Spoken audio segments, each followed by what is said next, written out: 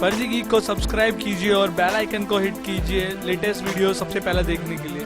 Hello guys, welcome to फर्जी geek. Guys, सबसे पहले मैं आपका स्वागत करता हूं अपने चैनल में और आज मैं आपके लिए यहाँ पर एक नया टॉपिक लेकर आया हूं।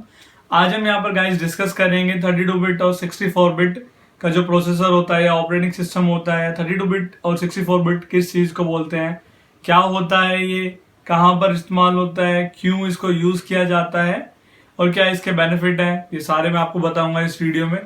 तो चलिए स्टार्ट करते हैं गाइस। सबसे पहले अगर 64 बिट की बात करें तो 64 बिट जो इंट्रोड्यूस हुआ था वो AMD ने यहाँ पर अपने प्रोसेसर के साथ लॉन्च किया था अराउंड 2003 में। बैक इन 2003 में ये लॉन्च किया गया था।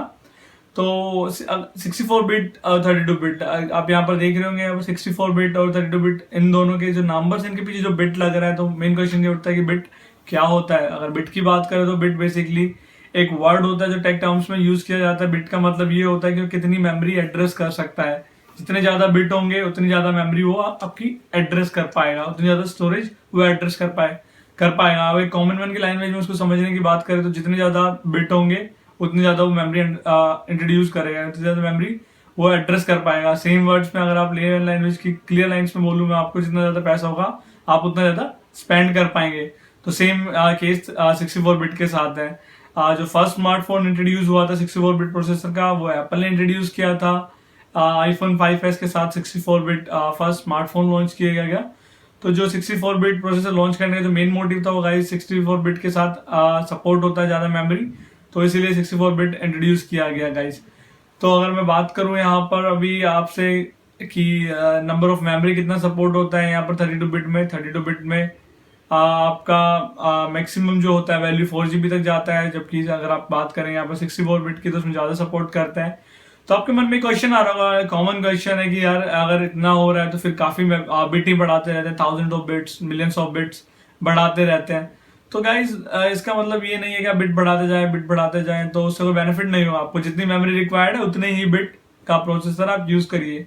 अभी आप अगर रिसेंट की बात करें तो माइक्रोसॉफ्ट अभी तक यहाँ पर 32 बिट विंडोज इंट्रोड्यूस करता है। विंडोज 10 में भी 32 बिट वर्जन इंट्रोड्यूस किया था, क्योंकि यूजर्स को जितना रिक्वायर्ड होगा उतना ही वो यूज करेंगे। तो 64 बिट का मतलब ये नहीं है कि आप उसको एक्स्ट्रा यूज कर पाएंगे या कुछ अलग फीचर्स होंगे उसमें सपोर्ट ज्यादा करता है।